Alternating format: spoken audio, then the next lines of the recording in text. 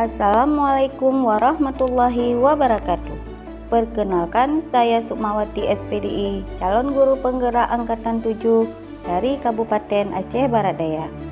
Dengan fasilitator Ibu Yulia Perawati dan pengajar praktik Bapak Muhammad Adli. Pada kesempatan ini, saya akan memaparkan demonstrasi kontekstual budaya positif tentang praktik segitiga restitusi.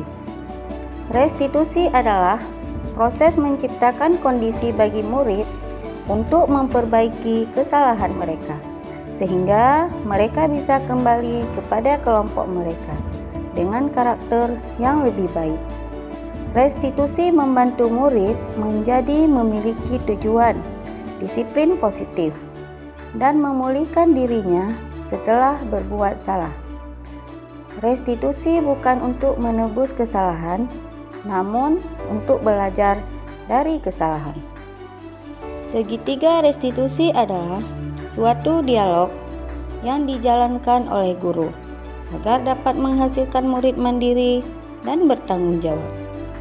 Ada 3 tahapan segitiga restitusi. Di antaranya, pertama, menstabilkan identitas.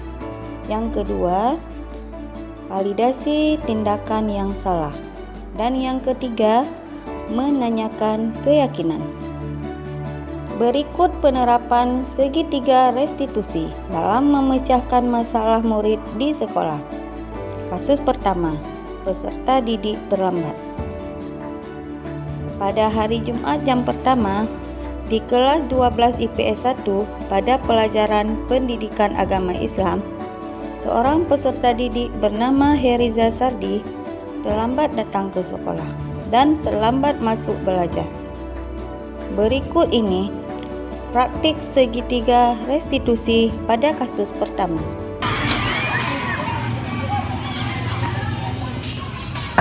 Assalamualaikum, Bu. Maaf telat, Bu. Jam berapa sekarang, Nak? Jam 8, Bu. Lain kali jangan terlambat ya. Iya.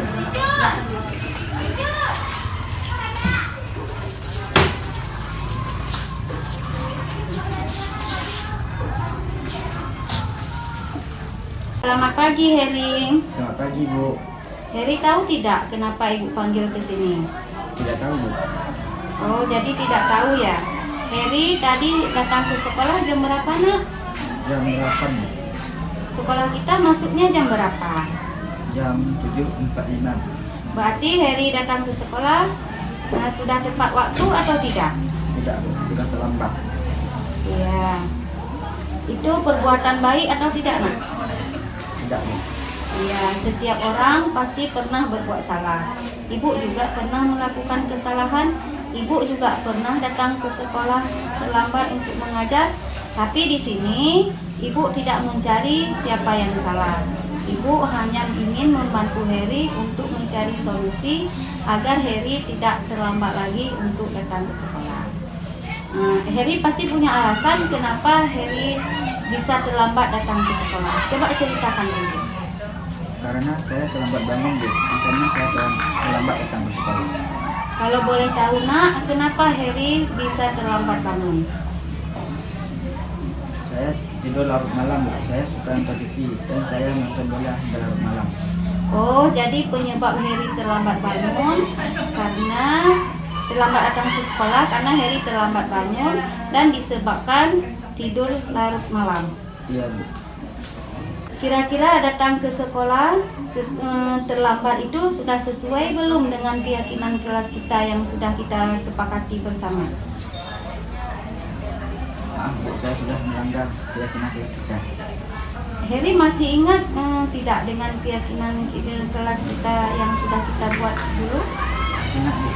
Datang tepat waktu, menjaga kebersihan kelas serta lingkungan sekolah, dan tidak mengganggu teman. Kira-kira hal apa saja yang dapat Heri lakukan untuk mencegah Heri tidak terlambat lagi datang ke sekolah? Bangun tidur lebih awal dan tidur jangan terlalu larut malam, dan memasang alarm. Jika alarm dibangunkan, minta tolong sama ibu dibangunkan. Kira-kira kapan Heri memulai melakukan hal yang Heri sebutkan tadi? Mulai malam ini saya akan tidur lebih awal. Ya, terima kasih nak ya, karena Heri sudah mau melakukan perbaikan ke arah yang lebih baik. Ibu harap kedepannya Heri menjadi anak yang taat dan patuh terhadap aturan. Iya. Kasus kedua, peserta didik melihat konsep saat ulangan. Ketika siswa kelas 10-5 sedang mengerjakan soal ulangan harian mata pelajaran pendidikan agama Islam, ada salah satu siswa yang melihat konsep. Berikut praktik segitiga restitusi pada kasus kedua. Apa Putri hari ini? Alhamdulillah baik Bu. Alhamdulillah. Putri tahu tidak kenapa Ibu selalu berkata? Tidak tahu Bu. Tadi saat ulangan Ibu lihat Putri lihat konsep. Betul atau tidak? Betul Bu. Iya, melihat konsep itu termasuk perbuatan baik atau tidak? Tidak baik Bu. Iya. Setiap orang pasti pernah melakukan kesalahan. Jadi bukan Putri saja ya, orang lain juga pernah melakukan kesalahan. Jadi Ibu di sini bukan mencari kesalahan Putri, tapi Ibu mencari solusi agar Putri tidak melihat konsep lagi saat ulangan. Putri pasti punya alasan kenapa melihat konsep saat ulangan. Coba ceritakan coba. Tadi malam tidak belajar Bu. Kenapa tidak belajar nak? Emang Karena lupa Bu, pikir tidak ada ulangan hari ini. baik, berarti ketika Putri tidak belajar, akhirnya tidak bisa menjawab soal. Betul tidak? Betul Bu. Putri masih ingat nggak dengan keyakinan kelas yang sudah kita buat di pertemuan sebelumnya? Ingat Bu, jujur dalam bertindak. Putri yakin bahwa sifat jujur itu penting ditanamkan dalam diri kita. Putri yakin? Putri yakin Bu.